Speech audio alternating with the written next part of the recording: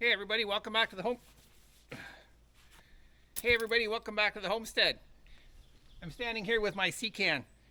Lots of homesteaders use Seacans for storage. It's a nice way to get a quick building for not a lot of money. If sometimes the municipalities don't allow them, but whatever. Lots of black flies out today. The thing I don't like about the Seacan is this right here. These heavy doors. In the wintertime, I store my snowmobile in there, and in the wintertime it's always a problem because snow gets piled up here and then you can't open the doors. So what do we do about that? What we do about that is we put a roll-up door in, and I ordered a roll-up door, so that's what we're going to install today. I bought the roll-up door from a supplier who got it from a supplier who got it from a manufacturer, and somewhere along the way they were so generous they sent a door that was too big. It's about 2 inches too big, and it just won't fit. My first tier supplier is going to let me know on Monday, because it's Saturday, what they found out, but he said they're so bad to deal with that just go ahead and modify it yourself.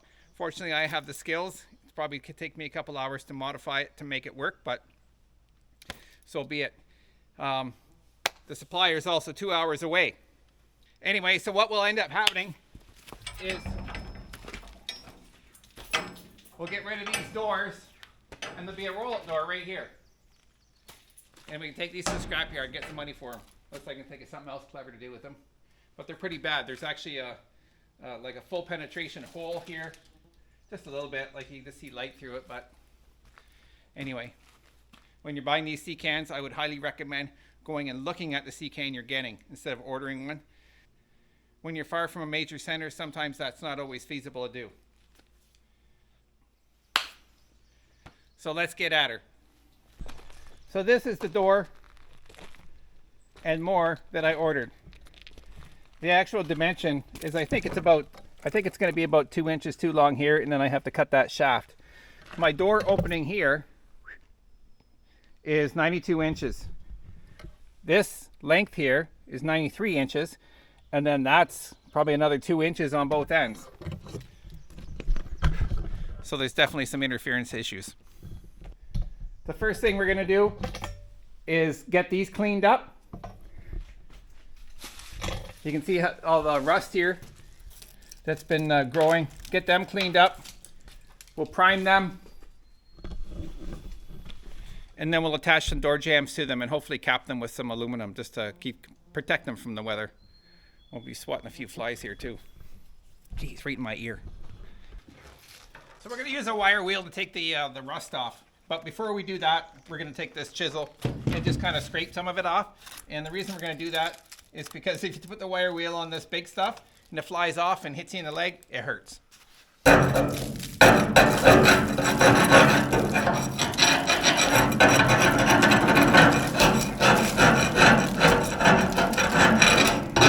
These shipping containers are made out of a product called Corten steel.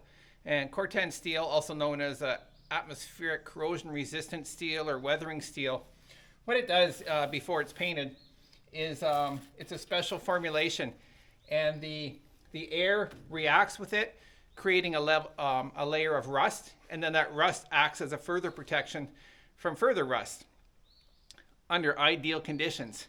I never could understand why they use this Corten steel on marine shipping containers, i.e. they're going over the sea, because it's if you look up the specifications for Corten steel, it very specifically says that it's not meant for a marine environment. So that's why they rely on this paint. So the idea is that the paint protects the steel from getting rusty. But you can see what happens. This is heavy corrosion. Like, I'm not sure how thick the steel is. That's probably 3/16 thick there. But there's a lot of corrosion here. There was a stadium built in Atlanta out of Corten steel. In Atlanta, it's a wetter environment than it is here or in the desert, for example. And Corten steel needs periods of wet and dry. But if it's humid all the time, it doesn't stop rusting. And there was a big stadium down there that they built, and they used Corten steel panels in it, and because it was damp all the time, the holes developed, and they were so big, people were actually walking through them. That's how big the holes were. So they had to tear that stadium down. Here's an example of a sculpture that I did in 2017. I made out of Corten steel, and it's in St. Thomas, Ontario, and it's well suited for that area. It's not in a marine environment. There's a lake, I don't know, 20 kilometers away, 16 miles away. So it works well there. That's how I know a little bit about Corten steel. What we're going to do is we're going to get the rust cleaned off as best we can, and then we're going to put primer paint on it, and that will help preserve it. And then we'll eventually end up cutting this door off, so that'll be completely gone. Some of the worst corrosion on this shipping container is on the door, so it'll be nice to get rid of them.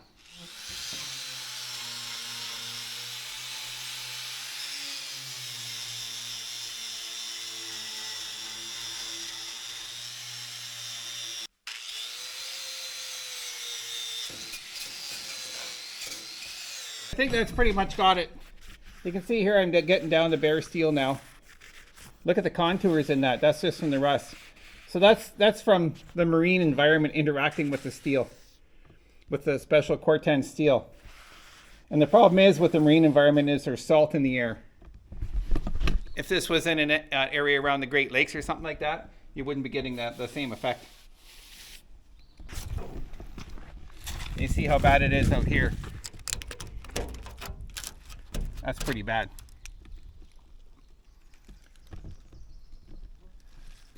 This container must be repaired with Corten steel. And obviously some paint. They might have forgot that.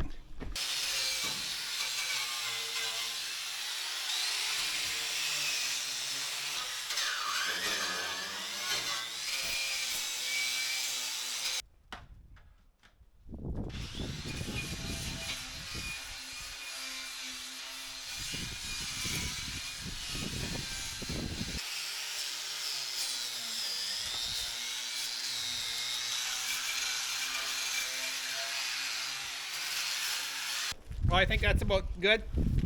Black flies are just going crazy here, man. I don't know if you can see them.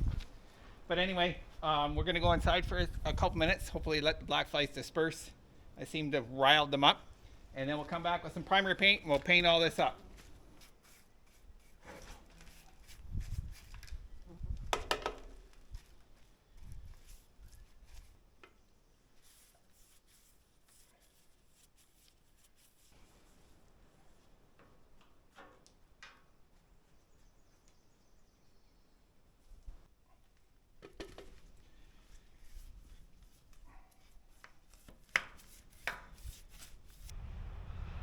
This is our first Icelandic poppy this year.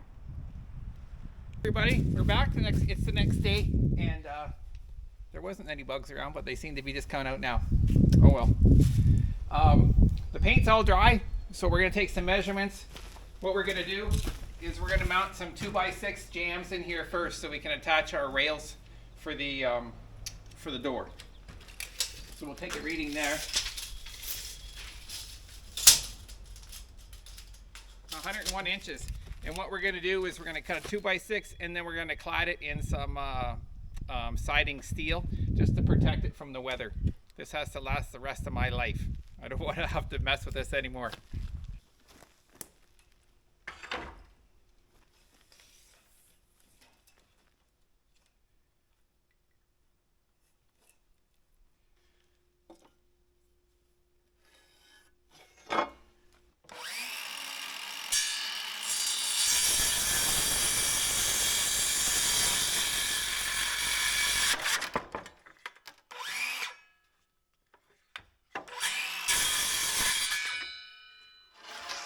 So I got the boards cut. This is the steel that I'm going to use to clad it. You can see, obviously, it's bent the wrong way. This was left over from when we built our house or the shop. Can't quite remember what, but we're going to use it anyway. And we'll just put this on the outside. Now I have a brake that we can bend this with to finish getting another bend in it. But my brake is only 4 feet long. So we're gonna have to cut it off into sections of 4 feet, so over 101, so we'll get about 3 pieces out of that.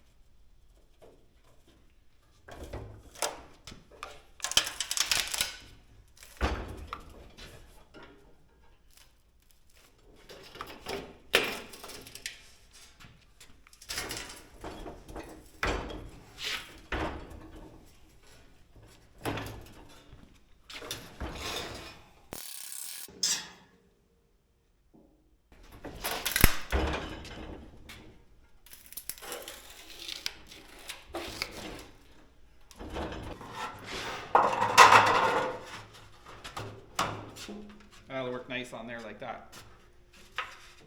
And this back side, you know, it's a bit short. It'll be buried behind the board anyway. So we'll get the rest done like that.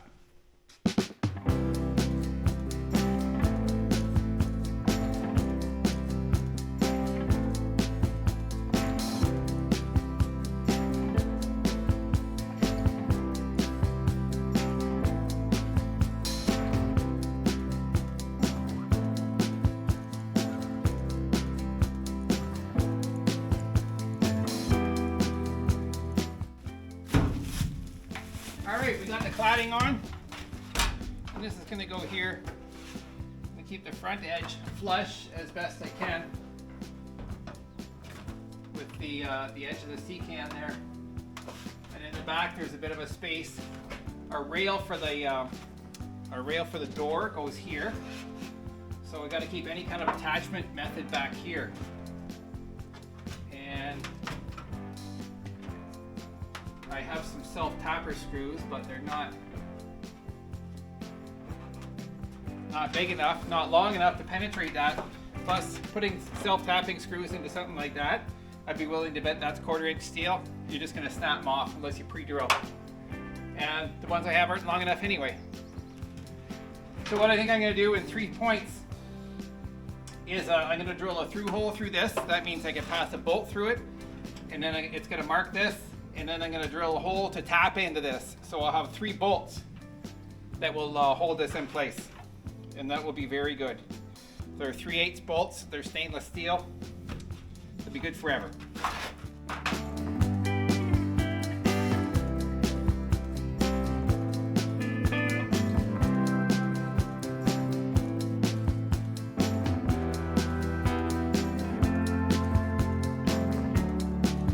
That's actually 3/8 wall, so that's pretty heavy duty. You'd never get a self-tapper in there without it busting.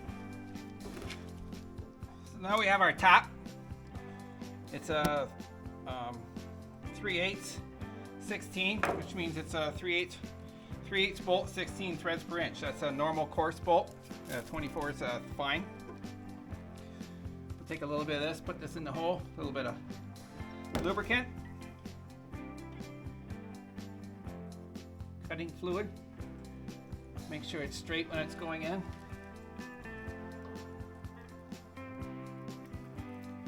When you're tapping, you just want to make sure it's a really even pressure. It's going in straight. Don't jerk it. Sometimes, well, there's a fly in my ear. Sometimes you gotta back it up just like that to help break the chip. The chip is what you're cutting out there. You might even put a little bit more oil on it there. If you lubricate it as you're doing it, you can even use regular oil. But if you lubricate it, then it ends up with a nicer clean thread. In this application, I only need to put the bolt in once. But in other applications, there, you can see how nicely it spins now.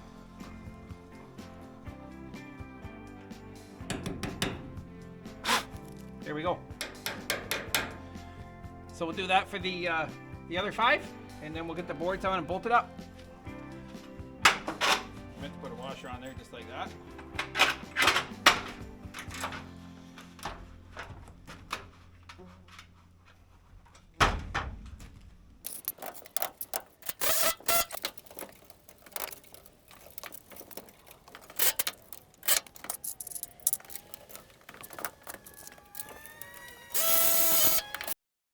All right, we're back today. It's a beautiful day out. It's cool. I haven't seen a bug yet. Let's keep our fingers crossed.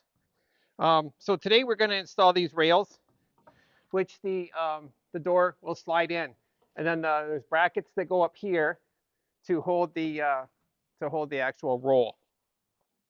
Now, since the Seacan, as you can see here, is not level, I don't know if it's level this way or if it's level this way. It doesn't really matter. But what matters is to know that it's not level. So in order to place this so it's straight, and most importantly, to be in unison with the one across from it, we're going to actually just take measurements off the Seacan. So to do that, we're going to go off this. There's an edge here. We'll just do like that and measure over to where it is. We'll do the same top and bottom and the same on that side. Looks pretty uniform. Appreciate holder, but we'll put in a couple more.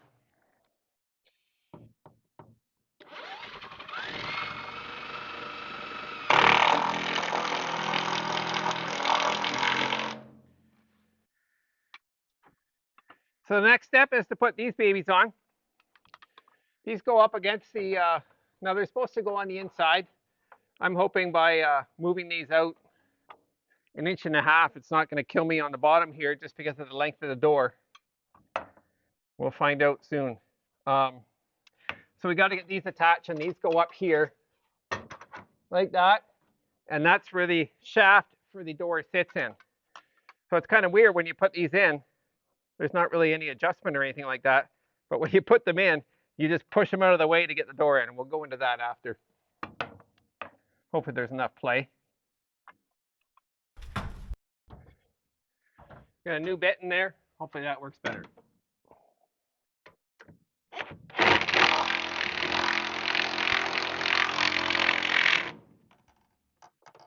That's good. Oh, where'd my bit go? There we go.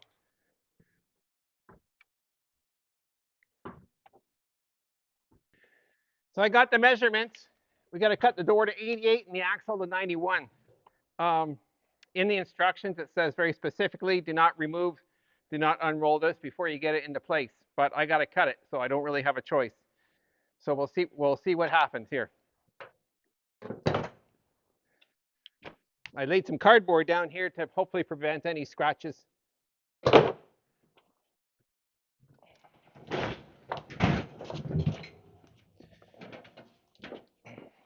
We're going for 88 here.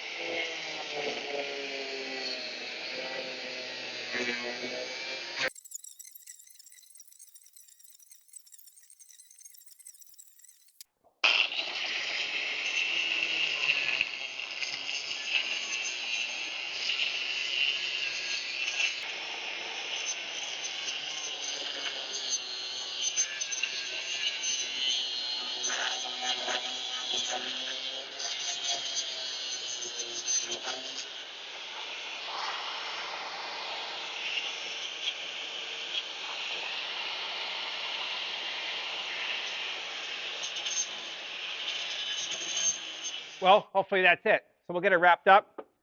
If things don't work out, we always have this.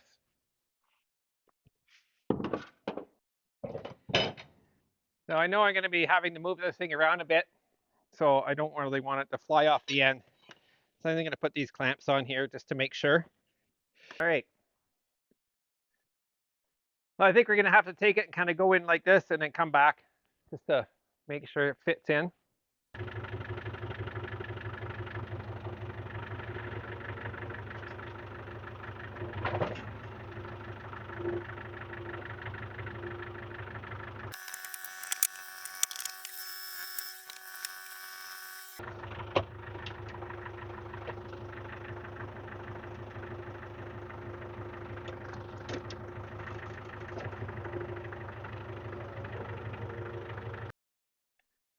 That part is done. We just got to get that turned up there.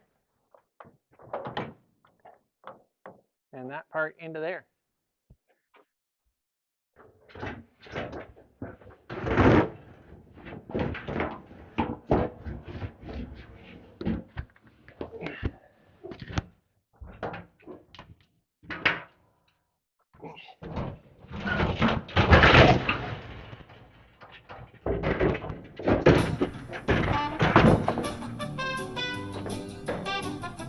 That wasn't part of the plan.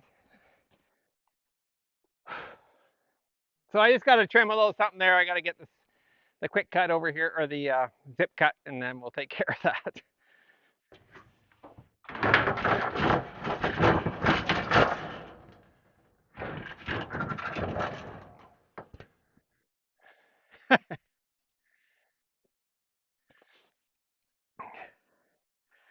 Well, that's it. She's sealed up. We'll never have to open it again. No, we got to go up and tighten the spring mechanism up to take some of that weight.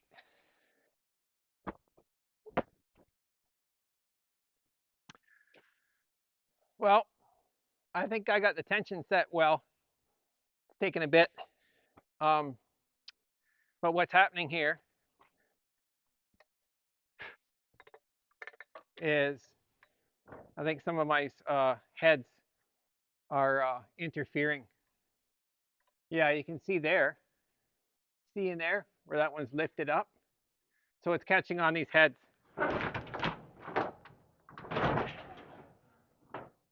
So I'm going to replace these with something a little less, with a less profile. And so then it shouldn't catch anymore.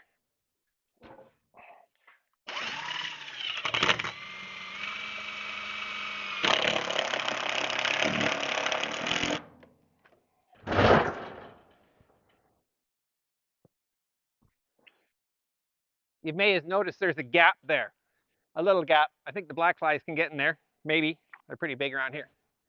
But I was aware of that when I got this door. You can buy a more expensive door where the roll is outside. I'm glad I didn't order that because of the fiasco with this one. That would have been a lot harder to deal with.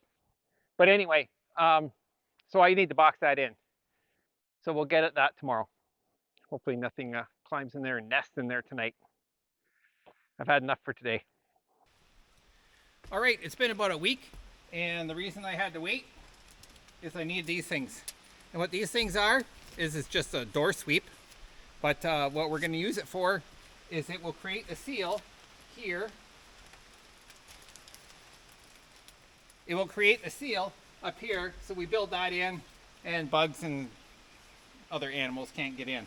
So it's just this is just off the bottom of the door. Now I know, looking on websites, that you can buy a special piece of this stuff to go all the way across, but none were available locally, and I just don't want to order it. So I just ordered this stuff off of Amazon. So our first move is I took a 2x4 and I clad it in steel just like I did with the other pieces on the side. Different color, doesn't matter. And I'm going to mount that up there like that. And I'm going to do that with these nice brackets I found in the garage. So we'll get that mounted up, and then we can get the brushes mounted. And then we're going to sheet in the top of it.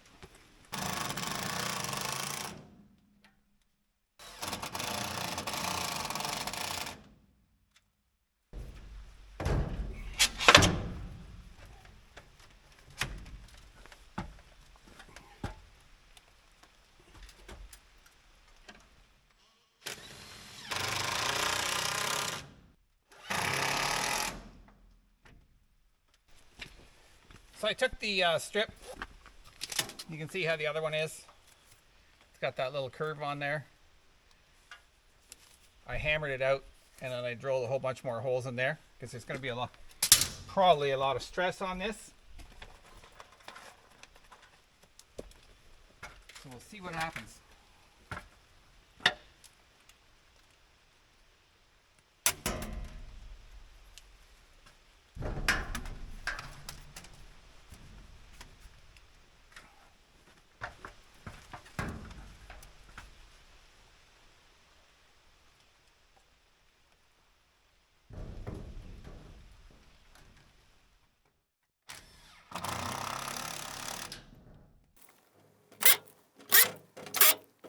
I think that will achieve the goal.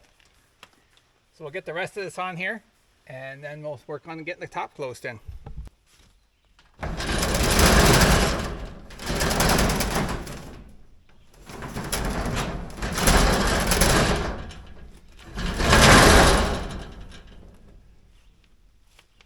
Looks good. We just got to cover that top in there.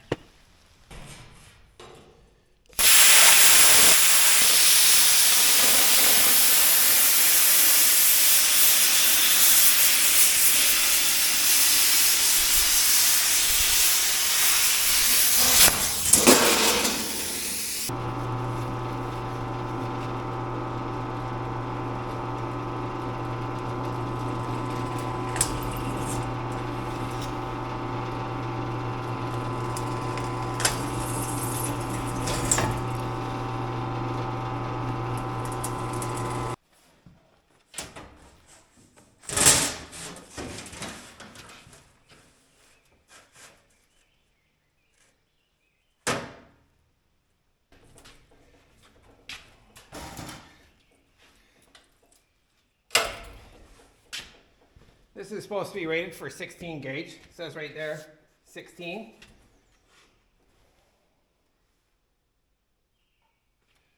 So we should be able to bend this.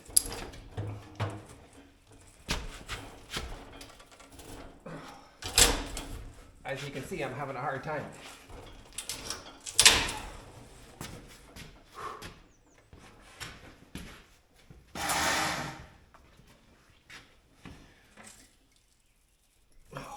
I don't think we're going to be able to bend that. Man.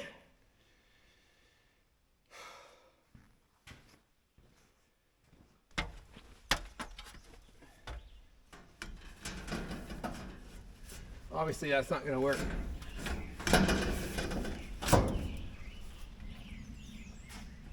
So I think I just need to trim this corner out here, and we can make it work.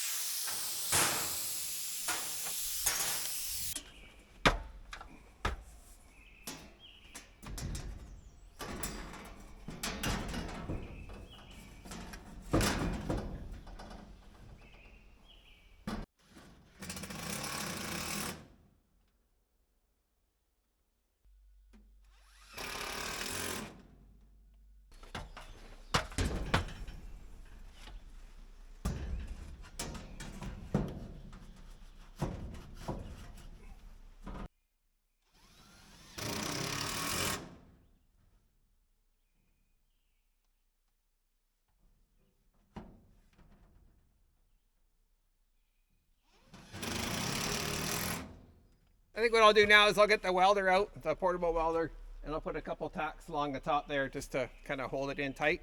And then we'll caulk it, and then we'll paint it, and then we'll caulk it. And then we'll caulk it, and then we'll paint it. I have to give that some thought.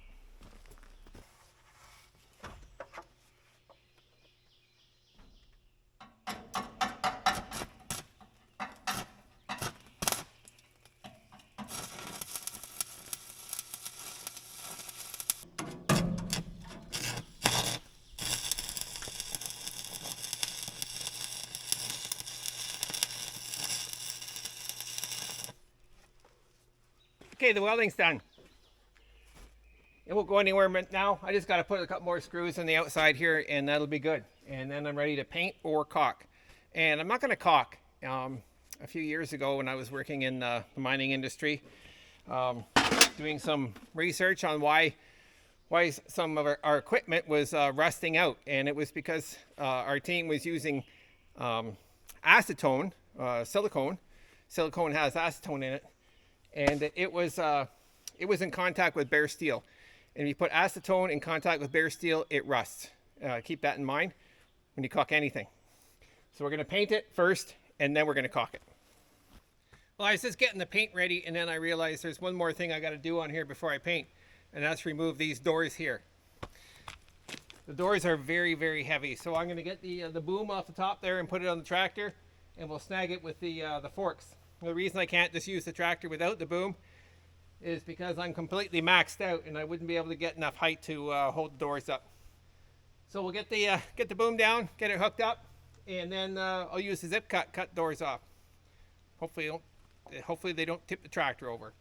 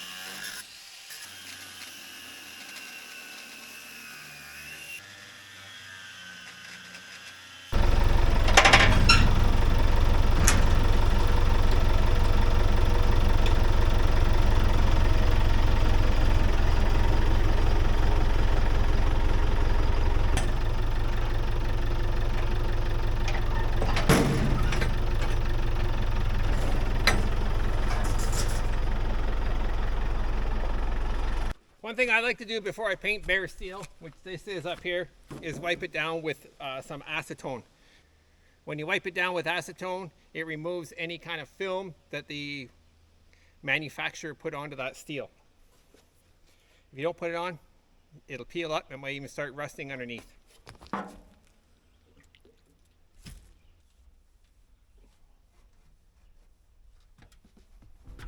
Look what I found in the shop, glass brown. That'll work. I don't even think it's been opened before. If it has only a very little bit, we'll get her stirred up there.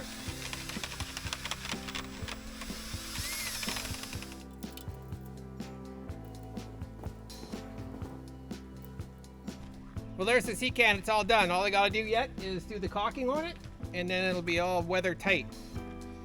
It took quite a few days, as you can probably see if you look back through the video. It's hard for me to tell. The one thing I noticed now is there's no black flies. At the beginning, there was definitely a lot of black flies. We had a few mosquitoes there yesterday, they drove me crazy. Today, they're not around, which holds well for the summertime. So through all the crap I had to go through to get this door to fit in the first instance, cutting it down and then tweaking it, it was worth it now. I wasn't too sure about that in the beginning, but you got the door, spent almost $2,000 on it, and what are you gonna do? You got to get it done. So that's why it's nice to have a bunch of tools around, a bunch of skills, extra materials, so you can get these projects through to completion. So I want to thank you again for watching. It's great to have you guys along, and it really helps my channel if you could share the video with your friends on your social media, whatever it takes. Call your mom, whatever it works. We got lots of videos planned for the coming summer season. We've already got a bunch of gardens in. We're about 2 weeks ahead on that because of the weather. But tonight we got a frost warning, so we're gonna have to get all that covered up, and hopefully we don't have any issues with that. So thanks again, we'll see you back at the homestead next time.